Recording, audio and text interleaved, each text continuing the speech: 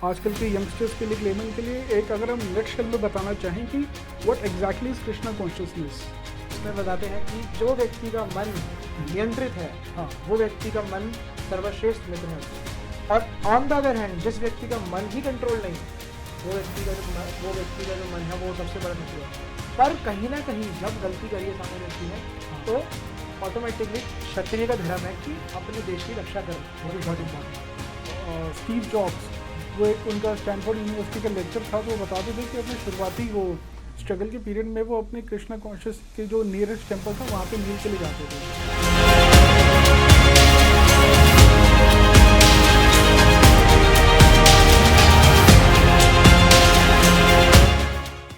नमस्कार, भारत माता की जय।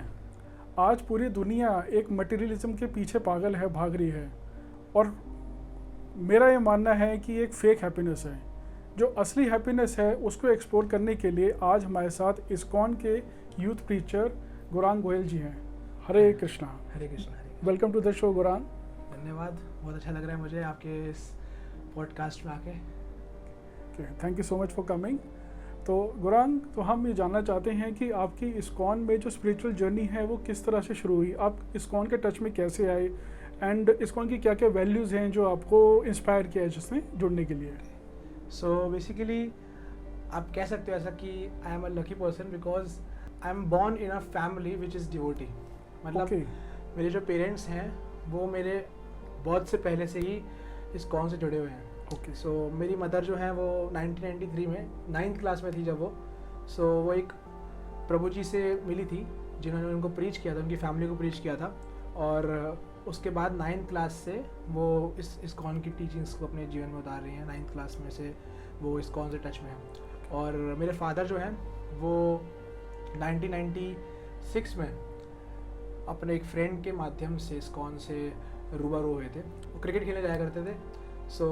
क्रिकेट खेलते खेलते किसी दिन रैंडमली उनका फ्रेंड उनको इस्कॉन टेम्पल ले गया, और फिर वहाँ पर हमारे जो गुरु महाराज हैं हिजुलेंद्र गोपाल कृष्ण गोस्वामी महाराज, उनसे मिले, और उससे बाद मिलने के बाद उनका जो पर्सपेक्टिव था मटेरियल वर्ल्ड को लेके वो चेंज हुआ, और वो इस्कॉन से जुड़ गए। इस्कॉन में आके इनिशिएशन लिया उन्होंने, और साथ ही साथ फिर आगे चलते चलते जो मेरे फादर एंड मदर हैं वो साथ में डिवोटी नहीं बने थे। जैसे मैंने आपको बताया, मदर 1993 में बनी थी, फादर 1996 में बने थे, तो अलग अलग डिवोटीज बने थे। बट गुरु महाराज की कृपा से, यानी कि हिजुलेंद्र गोपाल कृष्ण गोस्वामी महाराज की कृपा से उन दोनों का विवाह हुआ, साथ में वो आए, और उसके बाद फिर भगवान की कृपा से और गुरु महाराज की कृपा से मैं जन्म लिया मैंने। उसके बाद ऐसे परिवार में जहाँ पर मेरे को बचपन से ही ऐसी टीचिंग्स, ऐसा प्लेटफॉर्म प्रोवाइड हुआ जहाँ पर मैं इस स्पिरिचुअलिटी को अपने जीवन के अंदर उतार सकूँ।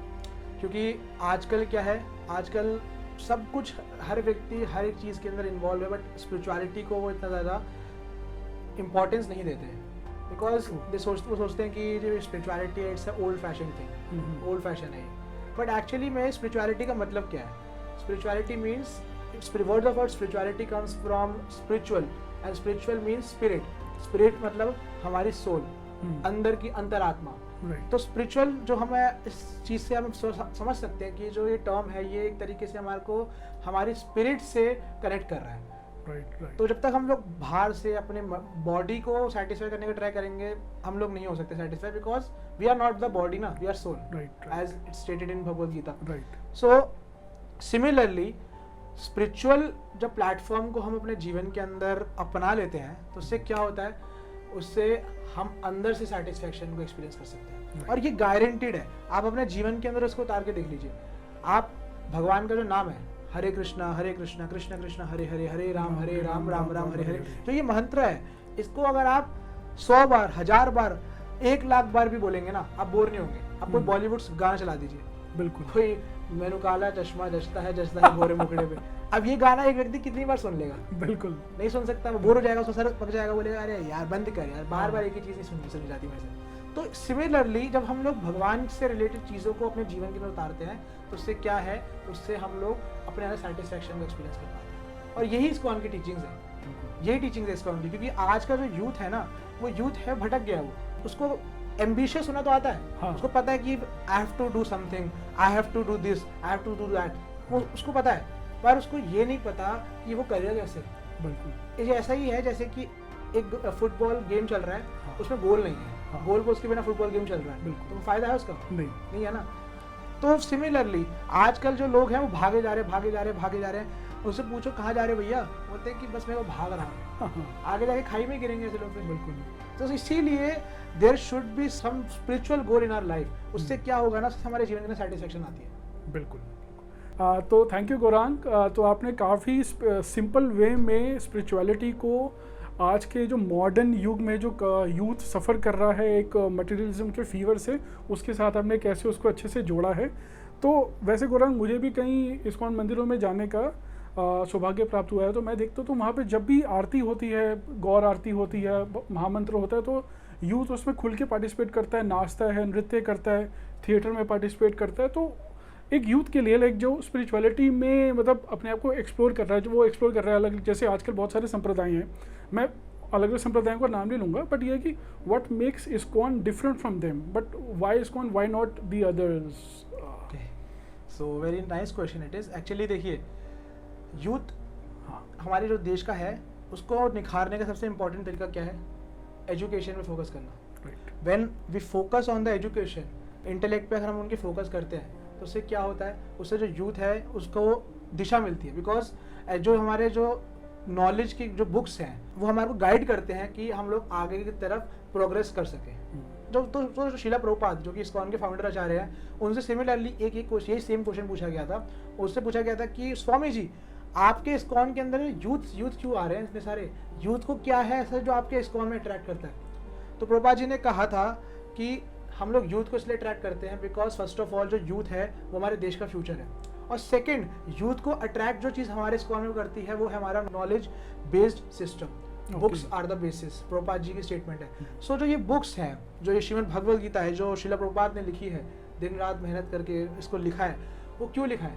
इसीलिए लिखा है ताकि जो ऐसे यूथ जो कि आ रहे हैं उनको दिशा मिल सके। और मैं अन्य संप्रदायों का बहुत सम्मान करता हूँ, मैं किसी को पर्टिकुलरली टारगेट नहीं कर रहा, पर मैं इतना ज़रूर कहूँगा कि जो इस्कॉन के अंदर जो एक सिस्टम क्रिएट किया था शिला प्रभुपाद ने, वो सिस्टम इतना सिस्टमैटिक है, इतना प्रैक्टिकल है कि अगर उसको कोई व्यक्ति फॉलो कर लेना अपनी लाइफ के अंदर, तो वो स्पिरिचुअल प्लस मटेरियल जो उसके प्रोग्रेस है वो डेफिनेटली अचीव कर सकता है। जैसे कि प्रभुपाद जी का स्केड्यूल जो उन्होंने दिया इस्कॉन में, वो इस प्रकार से है, कुछ फुल टाइम हो या फुल टाइम यानी कि ब्रह्मचारी हो कोई, या गृहस्थ हो, या कोई मतलब जॉब करता है बाहर, सबके लिए है ये।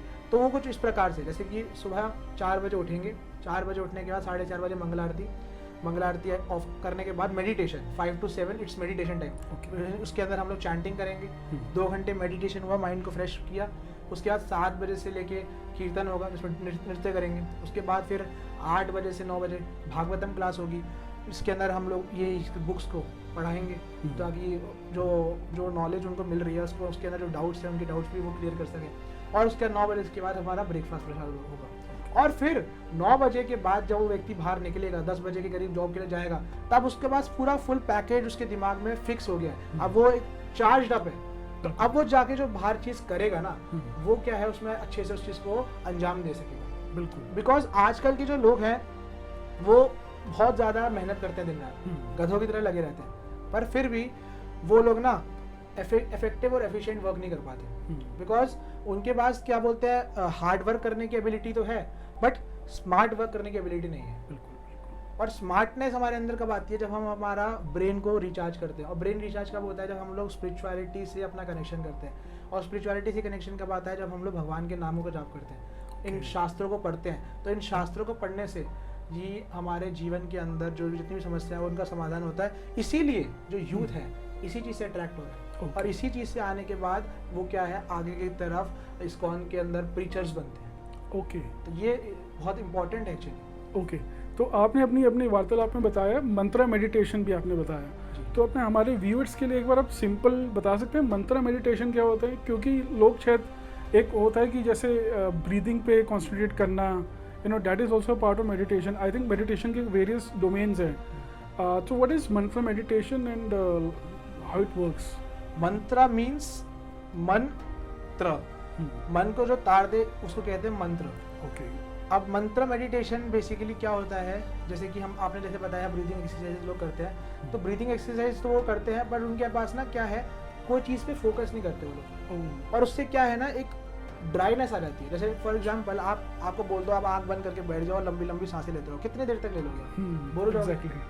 पर भगवान के जो नाम है, ये जो मंत्र है, ये इतने रसीले हैं, इतने मीठे हैं, जब हम इनका जाप करते हैं ना, तो इससे क्या है, एक तो हमारा ध्यान लगता है भगवान के ऊपर, सेकंड हमारा माइंड जो है कंट्रोल होता है, और तीसरा जो भी चीज़ों के अंदर हमारी एजिटेशन है ना, वो ऑटोमेटिकली शांत हो जाती है। ओके। तो मंत्र मीन्स मन को जो तार दे, जो अपने करता है मन की, हाँ। वो बन जाता है मंकी। ओके। सो इसीलिए इट्स वेरी इंपॉर्टेंट कि मन की नहीं करनी है, मन को अपना दास बनाना है, मन का दास नहीं बनना। भगवान गीता के अंदर बोलते हैं, बंधुर आत्मात्मनस्तस्य येन आत्मेव मनाजिता अनात्मनस्तु शत्रुत्वे वर्तते आत्मेव शत्रुवत्। भगवद गीता 6.6 में इसका ये श्लोक मिलता है। तो इसमें बताते हैं कि जो व्यक्ति का मन नियंत्रित है, वो व्यक्ति का मन सर्वश्रेष्ठ मित्र है उसका। और ऑन द अदर हैंड जिस व्यक्ति का मन ही कंट्रोल नहीं है, वो व्यक्ति का जो मन है वो सबसे बड़ा शत्रु है उसका। इसलिए हमारे जो संप्रदाय में हमारे आचार्य शील भक्ति सिद्धांत ठाकुर शील प्रभुपाद वो बताया करते थे कि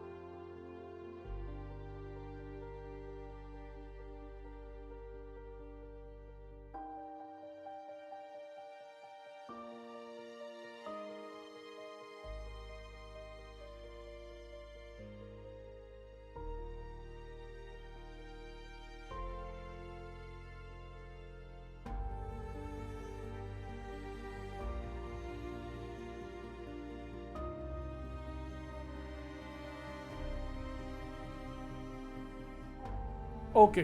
सो अभी जैसे हम इस्कॉन की चर्चा कर रहे हैं, तो इस्कॉन जो है संप्रदाय, तो उसका ओरिजिन कहाँ से आता है? तो मैं ये जानना चाह रहा था, क्योंकि शायद हरे कृष्णा महामंत्र हम लोग सुनते हैं कि ये गौड़िया प्रदेश जो वेस्ट बंगाल है आज के देश में, शायद वहाँ पे महाप्रभु का अवतरण हुआ था। तो आप इसमें थोड़ा सा ब्रीफ बताना चाहेंगे कि how it came? So basically देखिए, इस्कॉन के फाउंडर आचार्य मैंने जैसे थोड़ी देर पहले बताया हुआ है शीला प्रभुपाद। तो इस्कॉन जो है वो गौड़ीय वैष्णव संप्रदाय से आ रहा है। इसका पूरा संप्रदाय है ब्रह्म गौड़ीय मध्व संप्रदाय। ओके। सो मैं आपको इस संप्रदाय के बारे में थोड़ा ब्रीफ कर देता हूँ। भगवान श्री कृष्ण से ही आ रहा है सब कुछ, मानते हैं जी। भगवान श्री कृष्ण ने स्टार्टिंग में 4 मेन लोगों को चुना था संप्रदाय आगे की तरफ स्टार्ट करने के लिए। उनमें से एक थे ब्रह्मा जी, शिव जी, लक्ष्मी जी एंड 4 कुमार। अच्छा। ब्रह्मा जी से आई ब्रह्म संप्रदाय। अच्छा। शिव जी से आई रुद्र संप्रदाय।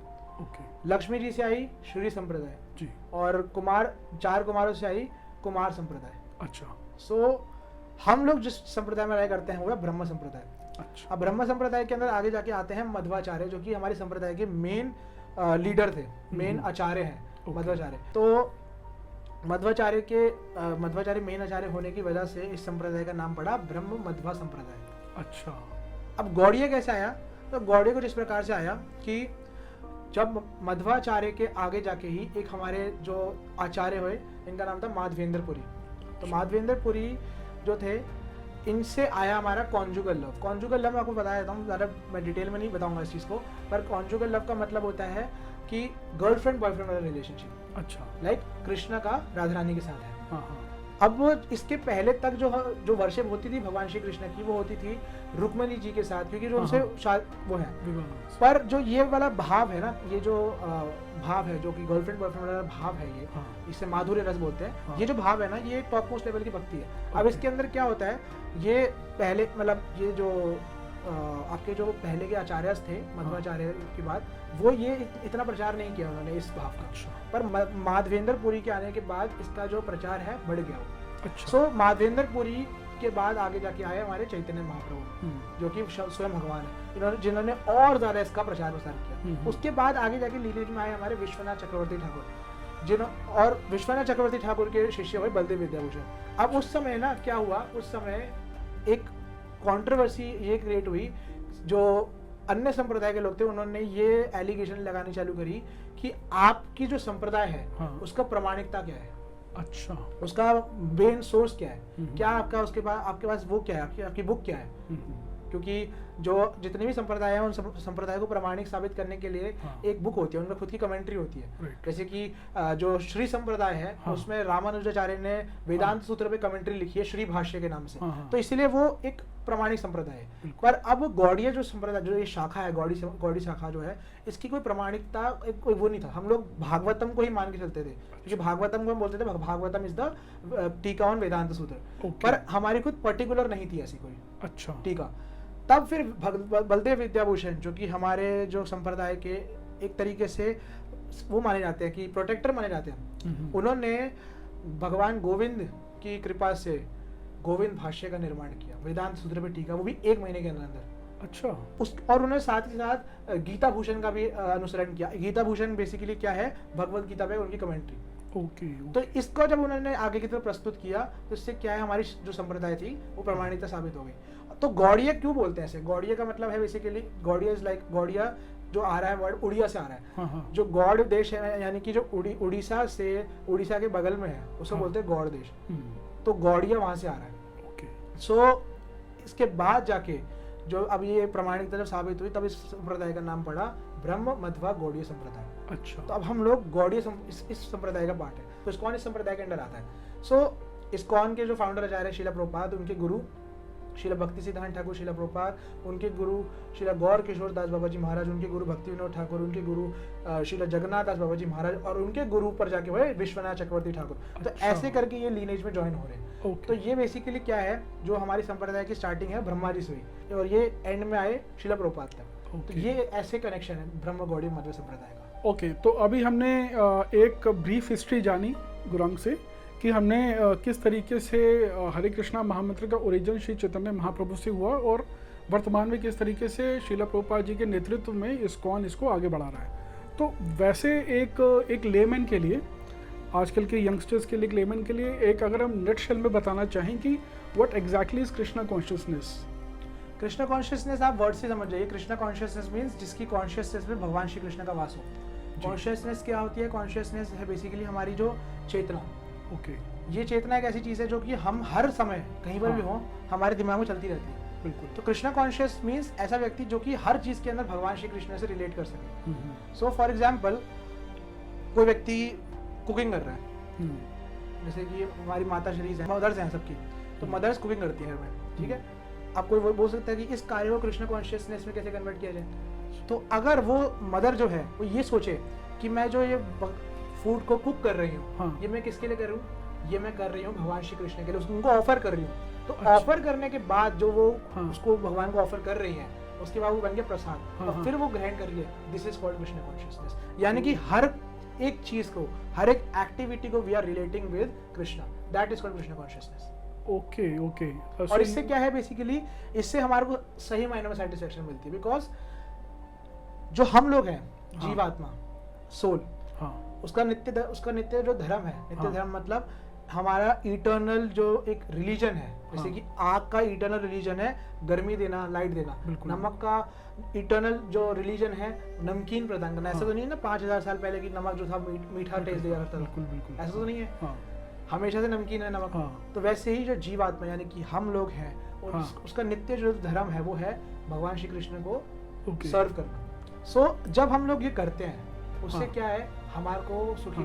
प्राप्त होता है। ऐसा नहीं कि वो व्यक्ति बोल सकता है अरे यार भगवान श्री कृष्ण उनके पास तो 16,108 रानी है, उनके हाँ। पास तो इतनी सारी गोपियां हैं, अरे उनको तो 56 भोगों का भोग लगाते हैं, हम क्यों लगाएं उनको भोग, हाँ। क्यों लगाएं हम भोग, भगवान को तो इतना कुछ मिल रहा है। हाँ। तो ऐसे लोगों को मैं बोलना चाहूंगा कि जैसे गंगा जी है ना, हाँ गंगा जी में हम पानी लेके उस पर डालते हैं, बिल्कुल। तो हम किसका फायदा करते हैं, गंगा जी का या खुद का? खुद का। खुद का करते हैं ना। हाँ। हम सूर्य को जल चढ़ाते हैं, किसका फायदा करते हैं, खुद सूर्य का का। या खुद का? खुद का। तो वैसे ही जब हम भगवान को भोग लगाते हैं हाँ तो हम अपना खुद का फायदा करते हैं। हाँ। बिकॉज हम जैसे जो मूर्ख लोग हैं उनको ये नहीं पता कि हम भगवान का जब हम प्रसाद को ग्रहण करेंगे, हाँ। उसके बाद हम उसको जब पाएंगे तो हम भगवान के पास नित्य धाम में जा पाएंगे। ओके। तो इसीलिए कृष्ण कॉन्शियसनेस को अपने जीवन के अंदर उतारना इम्पोर्टेंट है और बहुत सिंपल प्रोसेस है। हाँ सो यू मीन कि जो भी व्यक्ति है, मतलब जो भी सोल है, उसके अंदर जो चेतना है, उस चेतना को हमें कृष्ण के साथ जोड़ना है। सो जैसे कि लेडीज़ अच्छा कुकिंग करती हैं तो वो उसको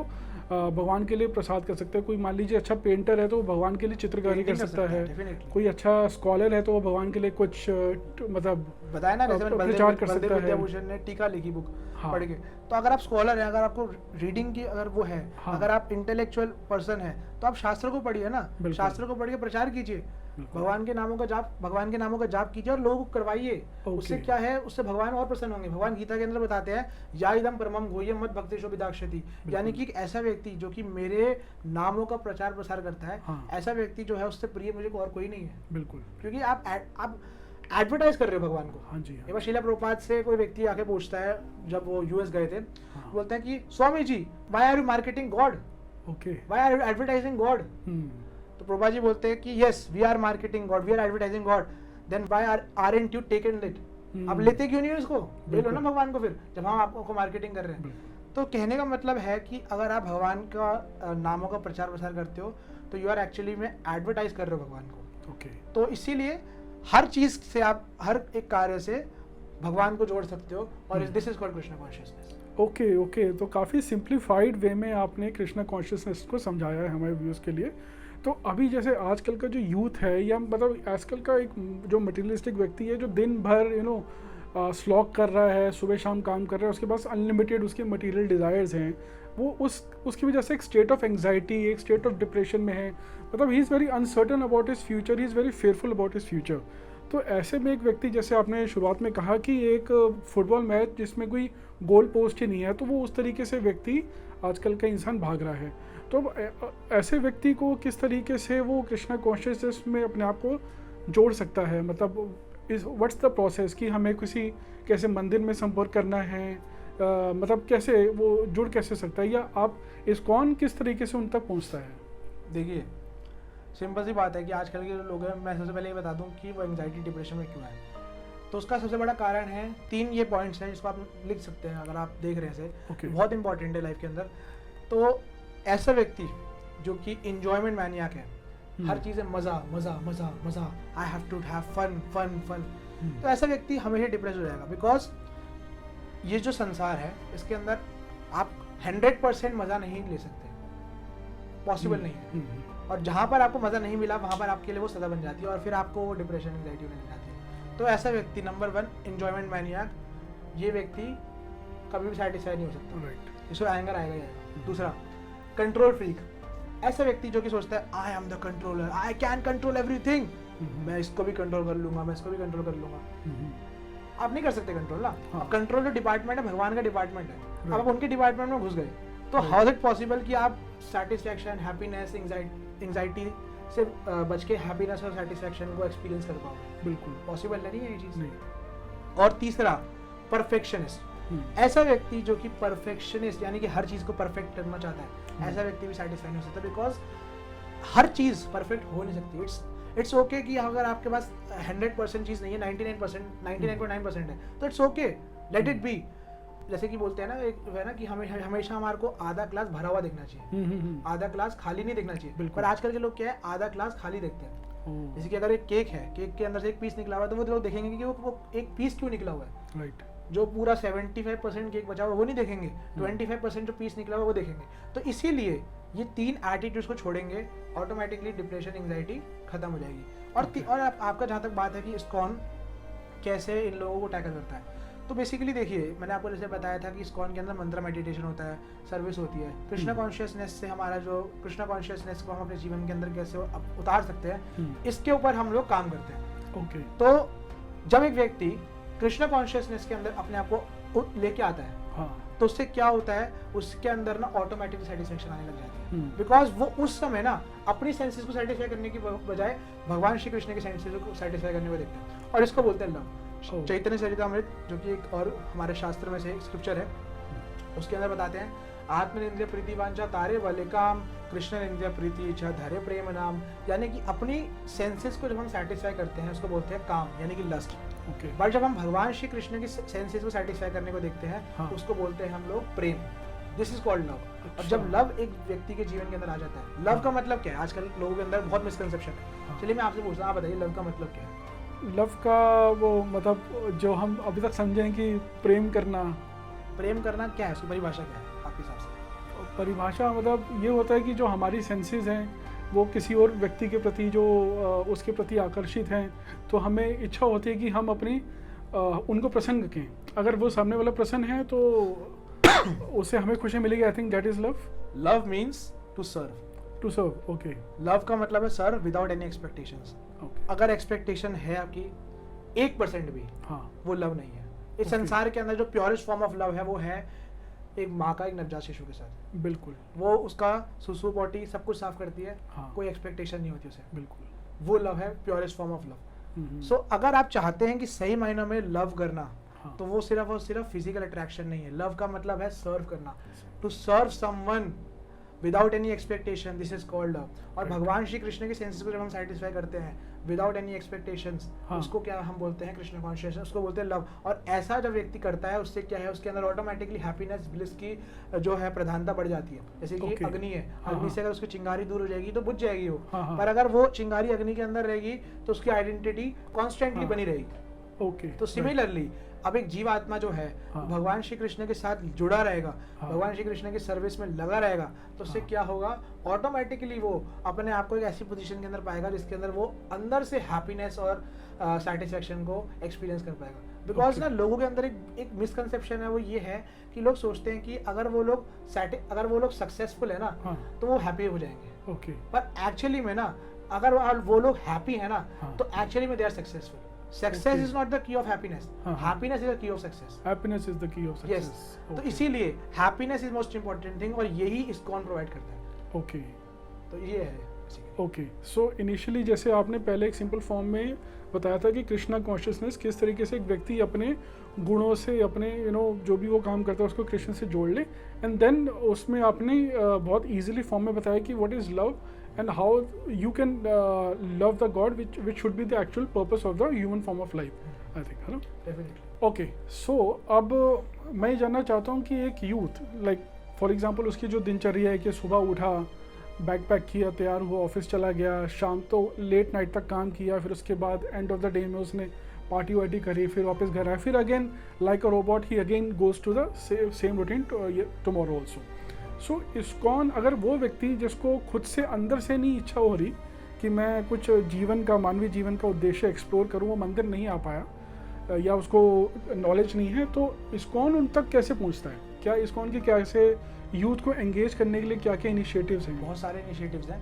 जैसे मैंने आपको बताया पहले ही स्टार्टिंग में कि हमारा जो एजुकेशन बेस्ड सिस्टम है, हाँ, वो इतना ज़्यादा वास्ट है कि ऑटोमेटिकली वो यूथ को खींच लेता है। और सिर्फ एजुकेशन नहीं, सिर्फ हमारे देश के अंदर, सिर्फ हमारे इस विश्व के अंदर ऐसे लोग नहीं हैं कि सिर्फ जो पढ़ाई लिखाई करने वाले, नहीं, ऐसा नहीं है, खेल कूद वाले भी हैं। तो उनके लिए भी हमारा जो इस्कॉन है वो अलग अलग प्रकार के कार्यक्रम करता है। जैसे कि उद्गार है, it's like one of the most field of youth festival.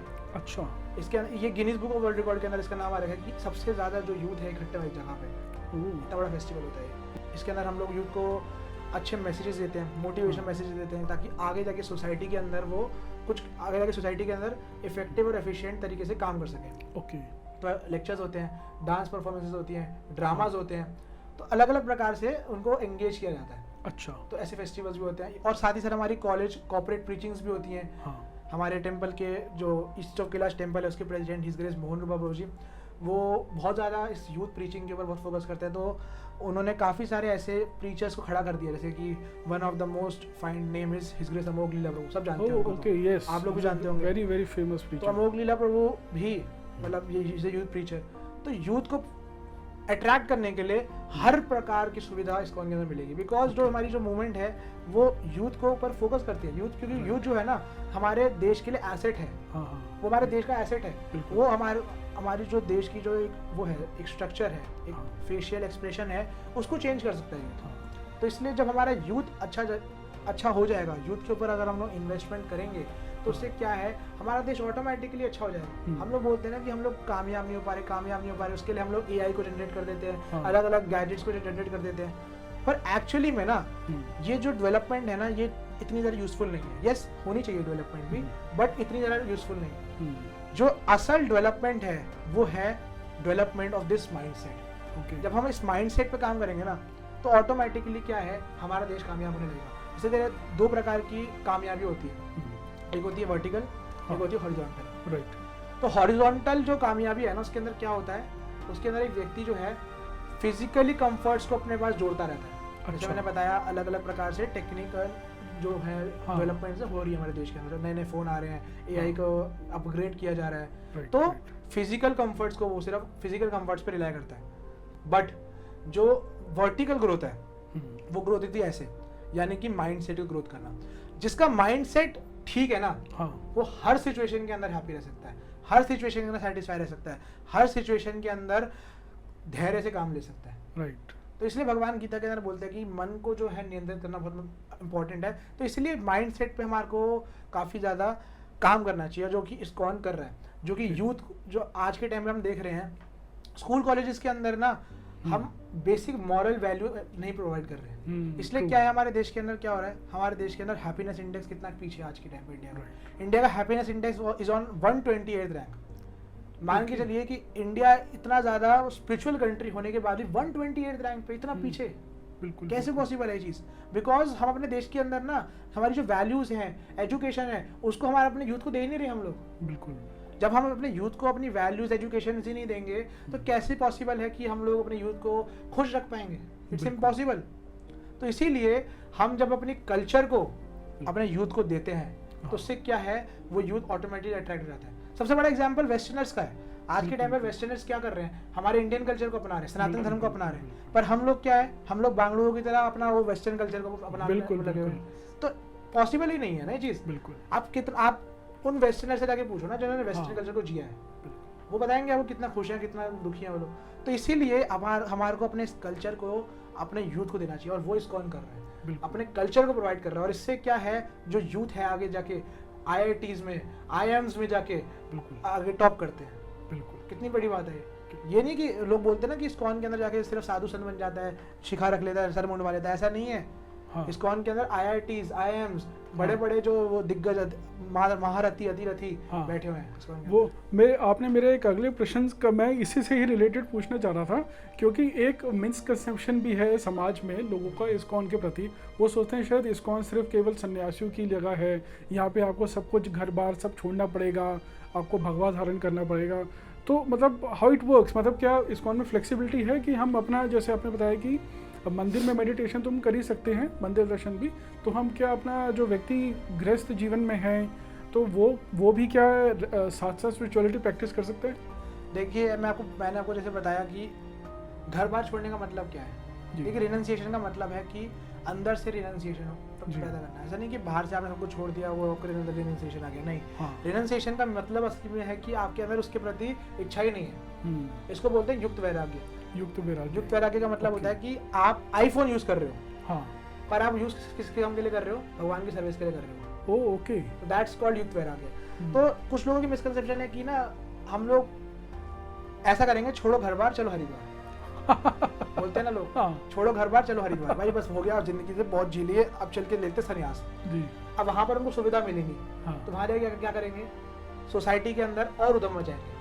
भगवान गीता के अंदर यही तो बता रहे हैं। अर्जुन का क्या था, अर्जुन लड़ाई नहीं करना चाहता था, अर्जुन संन्यास लेना चाहता था। तो भगवान ने उसको क्या बोला कि तुम अगर अपना कर्म नहीं करोगे ना, हाँ, तो क्या है, अगर तुम अपना कर्म यहाँ नहीं करोगे, जाके संन्यास लोगे ना, हाँ। तो तुम वहां पर भी सर्वाइव नहीं कर पाओगे। Because Arjun was a warrior, इसलिए। यस, क्षत्रिय था वो। हाँ। अगर तुम अपना करियर, अपना अपना कर्म ही नहीं करोगे, हाँ। तो वहां पर जब जाके तुम जंगल में संन्यास लोगे, तो वहां पर तुम किसी और चीज के लिए लड़ बैठोगे। हाँ, अगर कोई तुम्हारा गमछा लेके भाग जाएगा तो तुम उसको जाके मार दोगे, और वहां पर क्या है, तुम्हारे को उसके लिए पाप लग जाएगा। हाँ। पर अगर तुम यहाँ पर इनको मार के अपना राजपाट भोगोगे, तो हाँ। तुम्हारे को पाप नहीं लगेगा, बल्कि तुम्हारे को राजपाट भोगने का मौका मिलेगा। और अगर तुम मर जाते हो, हाँ, तो क्या होगा, तो अब तुम स्वर्ग की प्राप्ति होगी। तो बिल्कुल। कहने का मतलब है कि इस्कॉन कभी भी ऐसा फोकस नहीं करता कि हम लोग सब कुछ छोड़ छाड़ के आ जाए। सब कुछ छोड़ छाड़ने का मतलब बेसिकली क्या है, हम लोग सब कुछ भगवान को अर्पित कर दे। हाँ। हर चीज भगवान की सेवा में इस्तेमाल कर दे।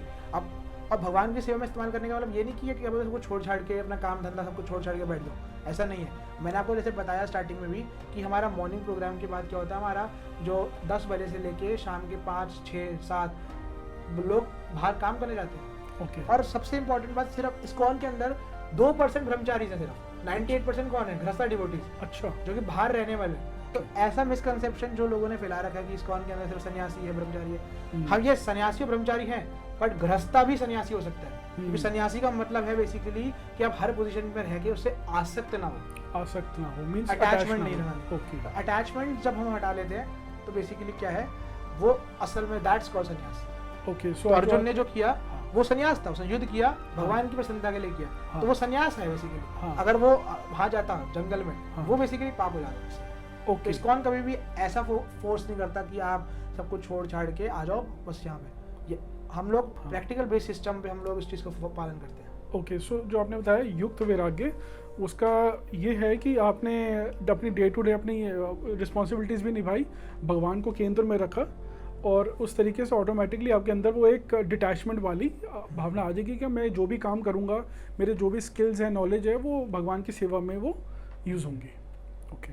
तो अब मैं ये जानना चाह रहा हूँ कि जैसे हमने विश्व प्रसिद्ध इस्कॉन संस्था है, तो भारत में भी इसके काफ़ी इनिशिएटिव्स हुए हैं। मैं देखता हूँ कि जब जब कोई ना कोई संकट की स्थिति आई है, तो इस्कॉन हमेशा से भारत सरकार के साथ कंधे से कंधा लगा के खड़ा हुआ है। तो जैसे अभी कोविड का समय था, तो कोविड के समय में भी इस्कॉन ने काफ़ी काम किया था। तो ऐसे कुछ मैं नेशनल इनिशिएटिव्स आपसे जानना चाहता हूँ, क्योंकि इस समय भारत पाकिस्तान की जो स्थिति है वो भी काफ़ी चिंताजनक है। तो आने वाले समय में क्या होगा, भगवान करे सब ठीक हो, मगर अगर सिचुएशन अगर थोड़ी सी ख़राब होती है, तो ऐसे में इस्कॉन क्या कर सकता है? देखिए, मैंने आपको बताया कि इसके ऊपर तो देखिए जो स्थिति होगी वो क्या होगी, वो तो भगवान को पता है, और उसके हिसाब से हम लोग आगे तो चलेंगे।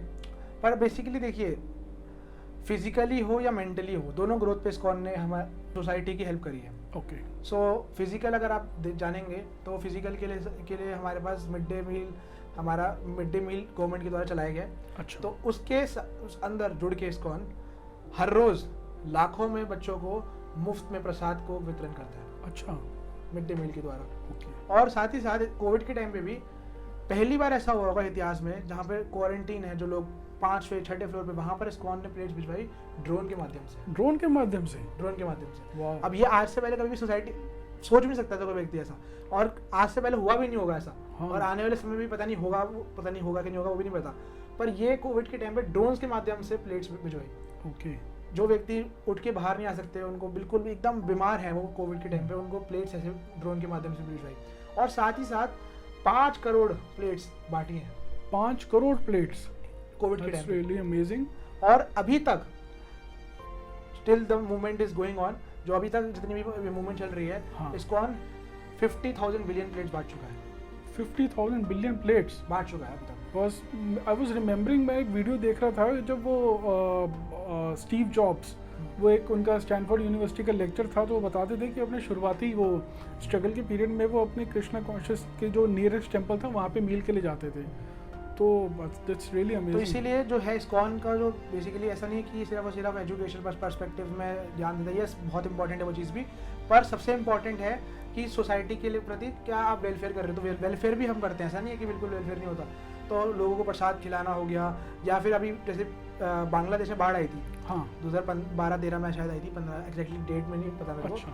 पर उस समय भी इस्कॉन जो बांग्लादेश में है, हाँ। उन्होंने उन जो लोग घिर गए थे बाढ़ से, हाँ। उनकी सहायता करी थी। अच्छा। तो जहाँ पर भी कैलामिटी आई है, वहाँ पर क्या है, इस्कॉन ने हमेशा आगे एक प्रोटेक्टर की तरह आगे हाँ। खड़ा है इस्कॉन और हमेशा हेल्प करी है। हाँ, क्योंकि मैं शायद गौरांग जी, मैं एक वीडियो भी देख रहा था 2-3 साल पहले जब रशिया यूक्रेन का युद्ध हुआ था, तो आई थिंक यूक्रेन में भी आपके काफ़ी जो मंदिर हैं वहाँ पे काफ़ी सेवा भक्तों ने करी थी वहाँ पे।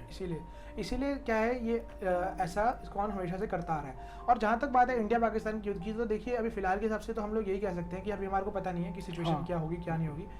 तो फिलहाल के हिसाब से मैं भी कुछ ऐसे प्रेडिक्ट नहीं कर सकता।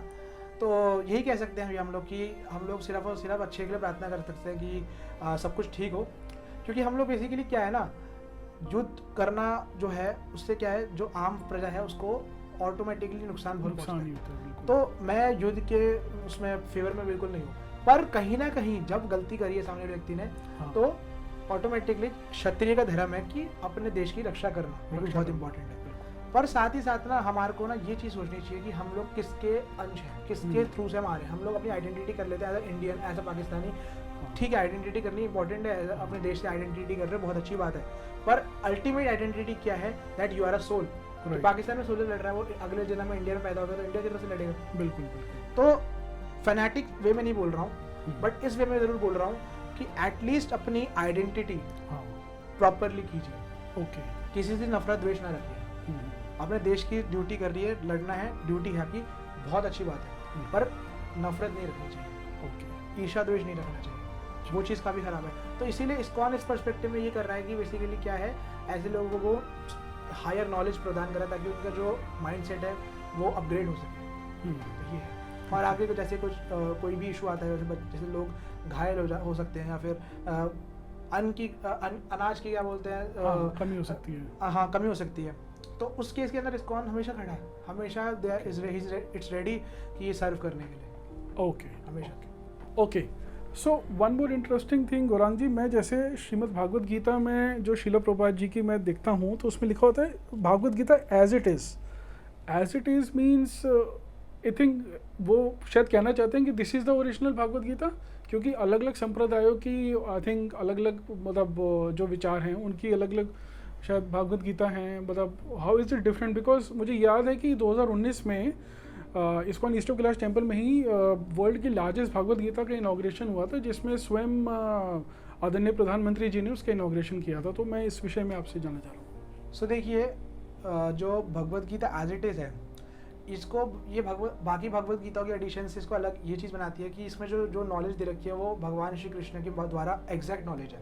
अच्छा। जैसे इसके नाम से पता लगता है आपको एज इट इज़। तो जब श्रीला प्रभुपाद भगवत गीता लिख रहे थे, तो उनके अन्य शिष्यों ने और उनके अन्य गुरु भाइयों ने उनको बोला कि आप भगवत गीता क्यों लिख रहे हो? भगवत गीता तो ऑलरेडी मार्केट में बहुत सारी हैं। हाँ। 400-500 से अधिक उनके एडिशन भगवत गीता के आपको मिल जाएंगे मार्केट के अंदर। श्रीला प्रभुपाद ने कहा था कि जितनी भगवत गीता है ना, वो सारी की सारी भगवत गीता जो है वो हमारे को भगवान श्री कृष्ण का एज इट इज़ संदेश नहीं देती। अच्छा।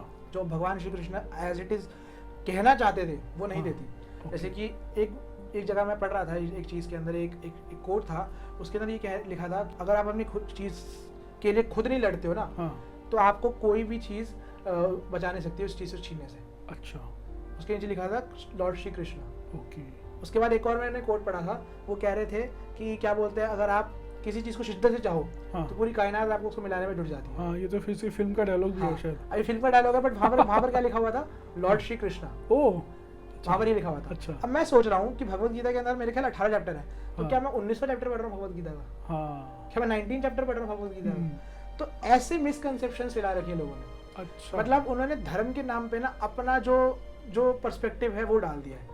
ओह, कुछ लोग बोलते हैं, अब मानेंगे नहीं, कुछ लोग बोलते हैं कि भगवान श्री कृष्ण ने भगवत गीता नहीं बोली, भगवान शिव बाबा ने बोली भगवान श्री कृष्ण के अंदर घुस के। अब शिव जी भगवान श्री कृष्ण के अंदर घुस के बोल रहे थे, उनको टैन हो जाता, सही बात है। उनको टैनिंग हो जाती कि मैं भगवान श्री कृष्ण के अंदर से जाके बोलूँगा। हाँ। तो ऐसे मिसकंसेप्शन लोगों ने फैला रखी है। तो ये चीज़ क्या है, जो है ये चीज़ सही नहीं है। तो इसीलिए क्या प्रभुपाद जी ने ये भगवत गीता एज इट इज़ हमारे को लिख दी, जिसके अंदर हमारे को एज इट इज़ पता है कि हाँ। भगवान श्री कृष्ण कहना क्या चाहते हैं। हाँ। हाँ, और आज के टाइम पे सबसे ज़्यादा जो मोस्ट पब्लिश बुक है ना, वो भगवत गीता एज इट इज़ है। बिल्कुल। बिकॉज इसको पढ़ने के माध्यम से ना कई जिंदगियाँ ऐसे चुटकी बजाते ठीक हो गई। तो ये तो कई लैंग्वेजेस में होंगी। 80 से अबव लैंग्वेजेस में भगवत गीता एज इट इज़ है। 80 से अबव लैंग्वेजेस में। वाह। सोचिए आप। मतलब practically all over the world आप Yes. किसी भी इवन भाषा चाइनीज भाषा तक में भी Bhagavad Gita as it is. Chinese अच्छा। भाषा, उर्दू भाषा, ओह तो देखिए ना, तो इसीलिए क्या है ना, हमारे को ना ओरिजिनल जो मैन्युस्क्रिप्ट है वो पढ़ना चाहिए। हम हाँ लोग जी, हाँ जी। जो लोग हैं, मैं किसी का नाम नहीं लूँगा पर्टिकुलरली, बट मैं उन लोगों से ये विनती करना चाहूँगा कि आप जो भगवान ने कहा है उसको आप उसके अंदर अपने खुद की जो ये 1.5 फुटिया बुद्धि है उसको मत डालिए, बिल्कुल। बिकॉज इसके अंदर आपके पास इतनी क्षमता नहीं है भगवान को आप समझ सकें। तो इसीलिए जो भगवान कह रहा है उसको एज इट इज बोलना चाहिए, तो वो प्रभुपाद जी ने हमारे को दिया है। ओके। ये डिफरेंशिएट करता है Bhagavad Gita as it is को अन्य एडिशंस। अच्छा, okay okay Yes. Okay. So Gauranga ji, it was really a pleasure to interact with you, and I hope इसमें हमारे जो ऑडियंस है, जो यूथ ऑडियंस है, उनको एक स्पिरिचुअलिटी का एक बहुत ही fresh and a very crisp perspective उनको मिला होगा। And in future also we look forward to do more interaction with you. Yes. Thank you so much. Hare Krishna. Thank you so much for coming. Hare Krishna.